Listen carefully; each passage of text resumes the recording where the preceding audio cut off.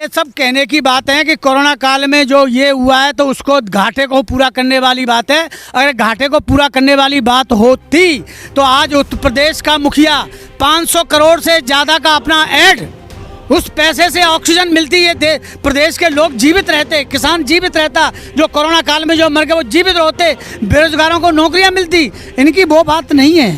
पैसा अनाप शनाप अपने प्रचार पे लगा रहे, उस पैसे को क्यों नहीं लगा रहे?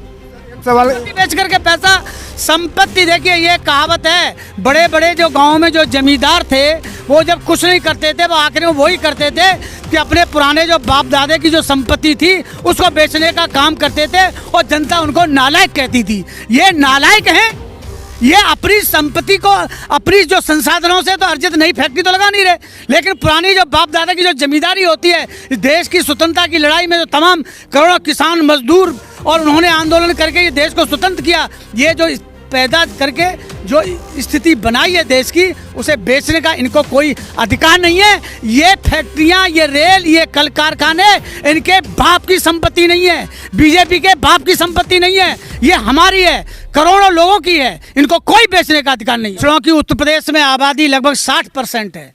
हम यही चाह रहे हैं कि जनगणना जाति के आधार पर हो जाए, तो जितने भी पिछड़े वर्ग में जो जातियां आदि हैं तो उनकी संख्या मालूम पड़ जाएगी।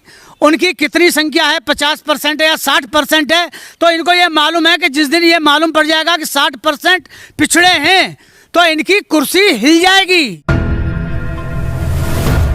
नमस्कार, मैं विशाल कुमार और आप देख रहे हो B Mission TV YouTube channel को। एक मामला काफ़ी ज़्यादा गरमाया हुआ है, उसी विषय पर बातचीत, उसी मामले पर बातचीत करने के लिए आज हमारे साथ मौजूद हैं आरएलडी के पूर्व विधायक साधवाद विधानसभा क्षेत्र के, और आज हम उनसे ही बातचीत करने के लिए आए हैं, जो कि मामला है 60 खरब और जातिगत जनगणना वाला मामला। जातिगत जनगणना होनी चाहिए, जातिगत आधार जनगणना वाला, और इसी विषय पर बातचीत आज साधवाद में स्थित उनके फार्म हाउस पर आज हम आप पहुँचे हैं। सर, बहुत बहुत स्वागत है सबसे पहले। धन्यवाद। सर, जो मामला गरमाया हुआ है 60 खरब वाली, क्या किस नज़र से देखते हो आप? कैसी सरकार काम कर रही है?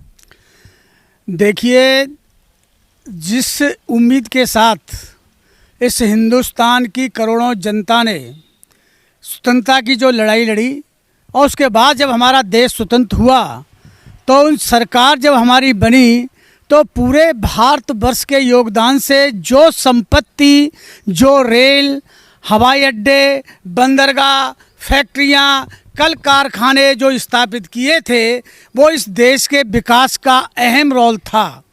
लेकिन जब से भारतीय जनता पार्टी आई है, उन सारी संपत्तियों को बेचने का काम कर रही है। जब तो एक तरफ से ये कहते हैं कि 70 साल में इस देश के अंदर कुछ नहीं हुआ, जब 70 साल में इस देश के अंदर कुछ हुआ ही नहीं, कोई फैक्ट्री लगी नहीं, तो ये कहाँ से बेची जा रही हैं?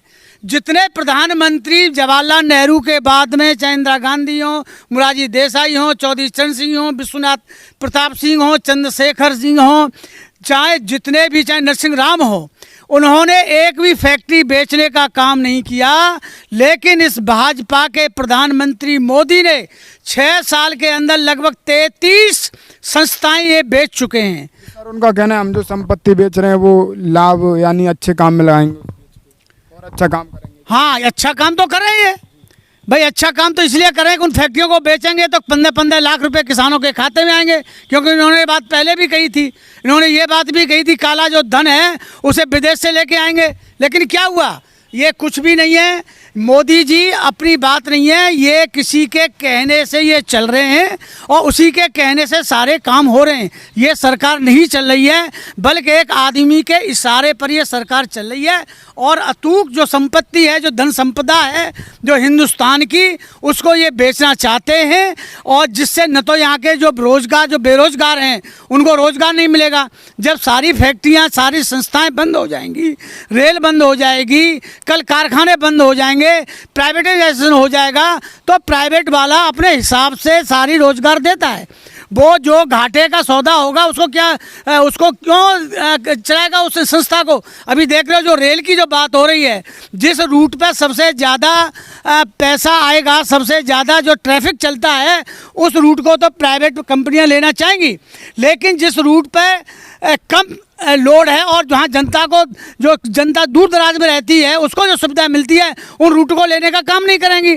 आखिर में फिर वो भी बेच देंगे कि ये घाटे में जा रही है। सर, उनका एक और कहना है कि जो संपत्ति बेचेंगे उसके मालिक हम ही रहेंगे, तो किस नज़र से देखते हो? देखिए, सब लोग अच्छी तरीके से जानते हैं जो संपत्ति पट्टे पे दी जाती है, सरकारी ज़मीन, वो 90 साल के पट्टे पे या 40 साल के पट्टे पे कौन क्या देखता है। 40 साल में उन संस्थाओं का बिल्कुल अस्तित्व ही समाप्त हो जाएगा। तो उस संपत्ति को जब दूसरी सरकार आएगी, मान लीजिए 2024 के बाद में दूसरी सरकार आएगी, तो वो क्या करेंगे? जब सारी संपत्ति को तो बेच ही देंगे। उनका कहना है, आप कह रहे हो कि नुकसान होगा, उनका कहना है कि फ़ायदा होगा, जिससे जो कोरोना काल में जो हमारी सरकार घाटे में चली गई पैसा राजस्व उत्पन्न करने के लिए उनको नहीं। देखिए, ये सब कहने की बात है कि कोरोना काल में जो ये हुआ है तो उसको घाटे को पूरा करने वाली बात है। अगर घाटे को पूरा करने वाली बात होती तो आज उत्तर प्रदेश का मुखिया 500 करोड़ से ज़्यादा का अपना ऐड, उस पैसे से ऑक्सीजन मिलती है, प्रदेश के लोग जीवित रहते, किसान जीवित रहता, जो कोरोना काल में जो मर गए वो जीवित होते, बेरोजगारों को नौकरियां मिलती। इनकी वो बात नहीं है। पैसा अनाप शनाप अपने प्रचार पे लगा रहे, उस पैसे को क्यों नहीं लगा रहे? एक सवाल, संपत्ति बेच करके पैसा, संपत्ति, देखिए ये कहावत है, बड़े बड़े जो गांव में जो जमींदार थे वो जब कुछ नहीं करते थे, वो आखिर में वही करते थे कि अपने पुराने जो बाप दादे की जो संपत्ति थी उसको बेचने का काम करते थे, और जनता उनको नालायक कहती थी। ये नालायक हैं, ये अपनी संपत्ति को अपनी जो संसाधनों से तो अर्जित नई फैक्ट्री तो लगा नहीं रहे, लेकिन पुरानी जो बाप दादा की जो जमींदारी होती है, इस देश की स्वतंत्रता की लड़ाई में जो तमाम करोड़ों किसान मजदूर और उन्होंने आंदोलन करके ये देश को स्वतंत्र किया, ये जो पैदा करके जो स्थिति बनाई है देश की, उसे बेचने का इनको कोई अधिकार नहीं है। ये फैक्ट्रियां, ये रेल, ये कल कारखाने इनके बाप की संपत्ति नहीं है, बीजेपी के बाप की संपत्ति नहीं है, ये हमारी है, करोड़ों लोगों की है, इनको कोई बेचने का अधिकार नहीं है। जब आपकी संपत्ति है तो वो अपने नाम क्यों कर रही है, और मध्यम वर्ग के व्यक्ति को क्या लाभ मिलेगा? इससे कोई लाभ नहीं मिलेगा। जैसे मैंने कहा, मध्यम वर्ग को तो कुछ मिलने वाला नहीं है, उसको तो भूखा मरना ही है, उसको तो ये भिखारी बना के रहेंगे। क्यों ऐसा? क्या दुश्मनी है? क्या दुश्मनी है आपसे मध्यम वर्ग के लोगों से? नहीं, मध्य वर्ग, अरे वो तो साफ स्थिति दिख रहा है, इनको अच्छी तरीके से मालूम है। मैं फिर कहता हूं कि इनको मध्यम वर्ग, गरीब, मजदूर, किसान से कोई लेना देना नहीं है। ये चंद हाथों में खेल रहे हैं, किसी के निर्देश पे ये सारे काम हो रहे हैं, ये इनकी कोई सोच है नहीं।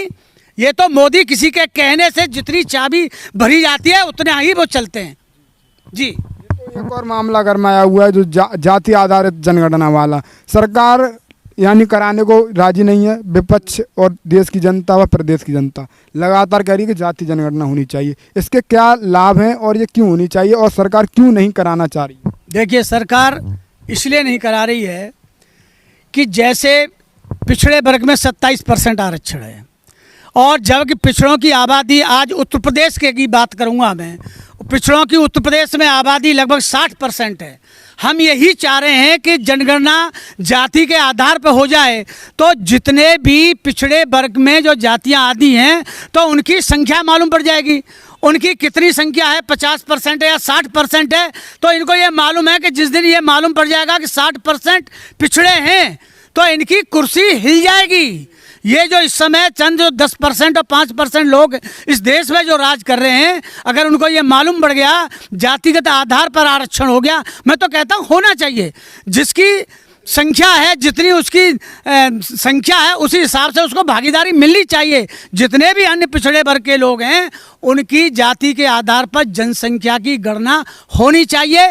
ये सबसे महत्वपूर्ण प्रश्न है आज की तारीख। जैसा कि शुरुआत में आपको हमने बता ही दिया था कि 2 विषयों पर बातचीत करेंगे, और 2 विषयों पर उन्होंने अपनी बात रखी। आज हमारे साथ मौजूद से आरएलडी के पूर्व विधायक साधवा विधानसभा क्षेत्र के प्रताप चौधरी जी, और आज हम उनके फार्म हाउस पर आए हुए थे उनकी बात जानने के लिए, क्योंकि विपक्ष की बात जानना बहुत ही ज़्यादा ज़रूरी है। विपक्ष के मन में जो दर्द है, जो दुख है, वो भी आपके बीच लाना बहुत ज़्यादा ज़रूरी है। सत्ता पक्ष की बात हर मीडिया करती है, पर विपक्ष की कोई बात नहीं करता। हम उसकी बात करते हैं जो जिसकी कोई नहीं सुनता, उसकी हम अपने चैनल के माध्यम से आपके बीच लेके आते हैं। सर, बहुत बहुत धन्यवाद, आपने इतना कीमती। धन्यवाद। आप इस वीडियो को लाइक करें, शेयर करें। अगर आप चैनल पर नहीं तो चैनल को सब्सक्राइब करें। धन्यवाद।